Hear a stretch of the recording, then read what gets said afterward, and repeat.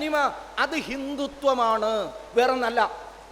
ഹിന്ദുത്വം എന്ന് പറയുന്ന ആ ശ്രേഷ്ഠ തത്വത്തിൽ നിന്ന് രാഷ്ട്രം എപ്പോഴാണോ, അല്ലെങ്കിൽ രാഷ്ട്രത്തെ നയിക്കുന്നവരെപ്പോഴാണോ, നയിക്കുക എന്ന് പറഞ്ഞാൽ അതിൻ്റെ അർത്ഥം തെറ്റിദ്ധരിക്കരുത്, ഗവൺമെൻറ് ഉണ്ടാക്കുക, രാഷ്ട്രീയ ഭരണം പിടിച്ചു പറ്റുന്നവരെ കുറിച്ചല്ല.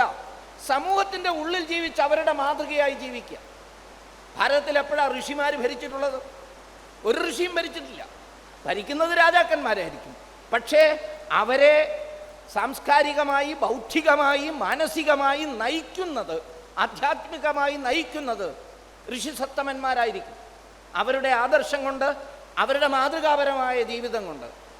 എന്നാൽ ആ ജീവിതം, അതിനെയാണ് ഇവിടെ നേരത്തെ സൂചിപ്പിച്ച ആ ജീവിത ശൈലിയുടെ പേരാണ് ഹിന്ദുത്വം എന്ന് പറയുന്നത്.